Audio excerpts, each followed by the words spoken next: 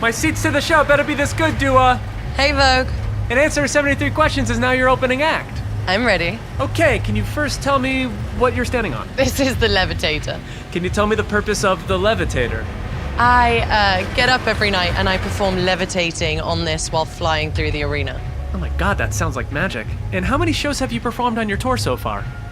I've done 23 shows out of 109. Almost a quarter done. And what is the first thing you do when you get to a new city?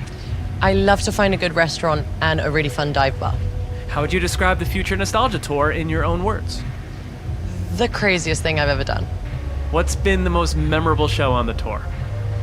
You know, I do get spoiled almost every night, but I have to say MSG was a really special one for me. Love New York City. And how has your approach to touring changed since you first started? It's definitely not rock and roll. It's lots of sleep and lots of tea. Two very important activities. What tip would you give to someone who's about to start their first ever tour? Make sure you take some time for yourself to stay grounded in the midst of all this craziness. And what is your pre-show ritual?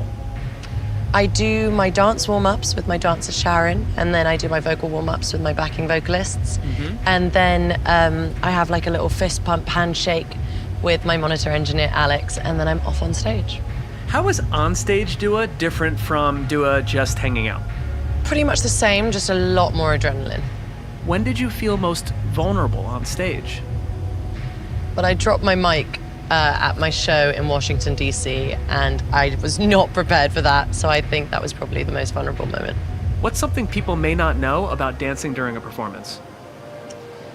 Well, I guess, you know, there's a lot of thinking with dancing and singing at the same time, but sometimes you're just thinking about what's for dinner. Now you have me thinking about dance moves. What would you say is your most famous dance move? I think I'm just gonna have to show you that one. Oh, I was hoping you'd offer that to me. So Dua, you take the stage, the spotlight is on you. What is the perfect experience you want fans to have at your show? I would love them to have a really fun, really sweaty dancing experience where for 90 minutes you can just forget about everything that's happening on outside these walls. Oh, love it. And what's the first thing you look for in a stage outfit? I love something that's comfortable but makes me feel really good. And you wear 4 outfits during the show. How did you go about selecting them? So my show is split up in like 4 acts, and so each outfit tells a different story, from the first one being like the dance size class to the spacesuit at the end. Very cool. Girls, can we do the dance? Because Vogue wanna see it. You ready? That's right. Yeah? All right. Okay. 5, 6, 7, 8. You happy, Vogue? Yes, Dua, you completely made my day. I'll catch up with you guys in a sec. Do you have a message for people who may have made fun of that dance? No, I think the message has been received. Got it. Now, Dua, how do you hope you inspire your fans? I really think, without sounding cliche, if I can do it, you can too. So if you're really passionate about something, then you should really just go for it. That's right. And how old were you when you realized you wanted to be a singer? Well, I dreamt about it from when I was like 4 or 5, but really put it into action when I was 15, when I left Kosovo for London. And what was the first song you ever wrote? First song I wrote was probably around the age of 4 or 5, and I wrote it for my mum. It was in Albanian, and to translate it, it's like, when I grow up, can I borrow your shoes? When I grow up, can I wear your dress? When I grow up, can I be as pretty as you? And now it's just a running family joke. Oh, that's cute. And what was the most important lesson you learned when you started making music? Just to be really proud of the things that you put out, you know, what you represent and who you are as an artist, just to make sure that you have no regrets when you look back on the decisions that you made. What trait did you get from your mom? I definitely got my nurturing side and wanting to take care of people from my mum. And what about from your dad? The hard-working side and definitely the curiosity element. Was Albanian or English your first language? Albanian was my first language. What Albanian phrase was most often repeated in your house? Çka ka me hunger? And what does that mean? It means what's for dinner. What was for dinner? Lots of yummy stuff. My mum, she's a great cook, and she cooks amazing traditional Albanian food, so I always look forward to it, especially after a long stint on tour. Oh, that's amazing. And what was the most important thing you learned after moving out of your parents' house? I learned how to cook and how to do my dishes and do my laundry. Those are important things to know. And how do you unwind after a performance? I'm still figuring it out. But do you want to follow me and I'll show you something really, really cool? I would very much love to see something cool. Now, Dua, what is the most important thing that travel can do for a person? I feel like it can really just broaden your perspective and your horizons. Now, I need some travel recs. Where should I get the best coffee in New York City? Ludlow Coffee Supply. I love a maple oat latte from there. Best fish and chips in London? Seashell of Lisson Grove. And since we're in Los Angeles right now, where can I see some good art around here? I really love the Broad and LACMA. I think they've got great exhibitions on. Very nice. If you want to follow me, just be careful down these stairs. Cool. And mind your head as well. I wonder where Dua is taking me right now. I'm taking you to the underworld. Oh, I'm ready. And now you're making me crawl. I can't believe how crazy this stage is. Hi, Brando. Hi, darling. This is Marlon, Brando, we like to call him. Hey, Brando. Really. And this is my trolley, and this helps me get from A to B when I'm doing quick change. So you can follow me, and I've got you a little seat for you as well. So we can do this together. Nice. So this is how you do it. All right. So Dua, where do you keep your first Grammy? My first Grammy is on the mantelpiece, on top of the fireplace. That's the perfect location. And out of all the award ceremonies that you've been to, which one would you say has the best after party? The best after party is at the Brits, because English people love to get f***ed up. Well, speaking of going out, have you ever used a dating app? I haven't, no. And what's the worst date that you've ever been on? I once went out on a date with a guy. We went to a party, and then we went to the smoking area, and he just started kissing another girl. How rude is that? All right, let's shift gears. If I give the names of people you work with, can you give me one word to describe them? Just one word? Just one word. Okay. Okay, Elton John. A maverick. Calvin Harris. A polymath. Thanks, Branko. And what about Megan the Stallion? Well, it's not really one word, but the hot girl. Now, who would you say you were most excited to collaborate with on the Future Nostalgia remix? I was really excited to collaborate with the Blessed Madonna. Just getting to work with a female producer for the first time was really special for me, and get to reimagine the album was super cool. That is cool. And what song would you play at a dinner party to get every single person on the floor dancing? Oh, The Time Is Now by Moloko. How did your songwriting approach change between your two albums?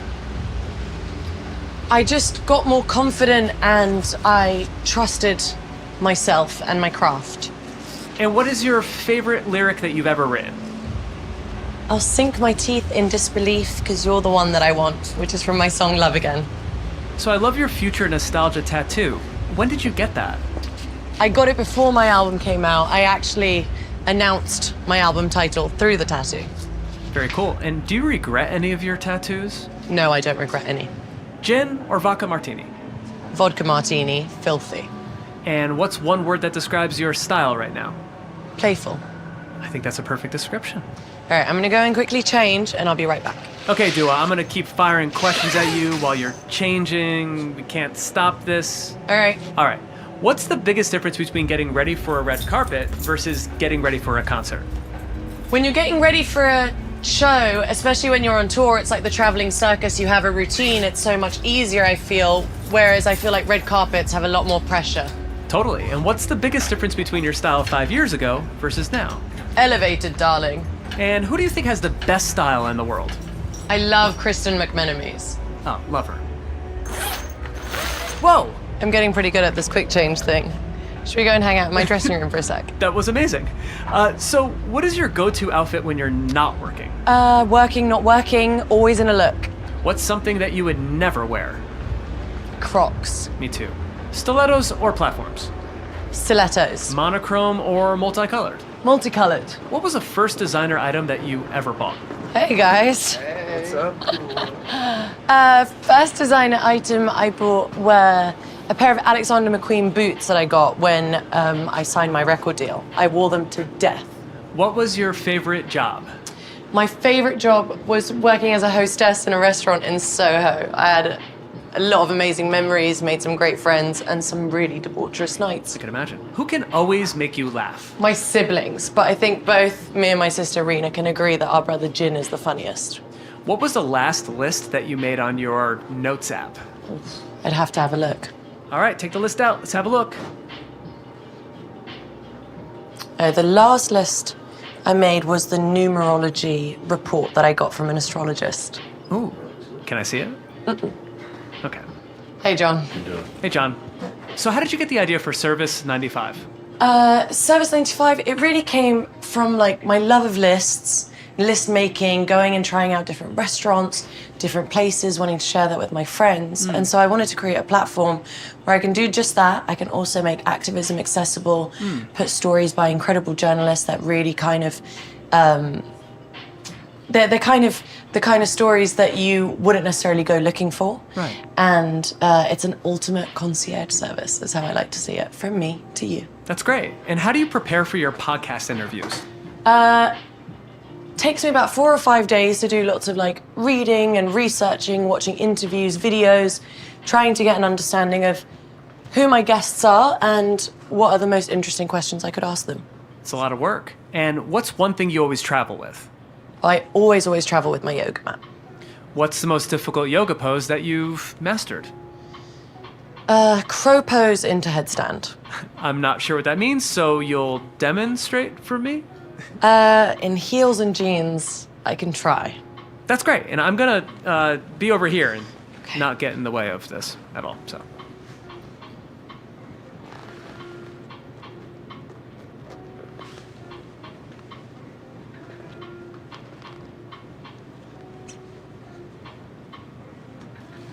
Whoa!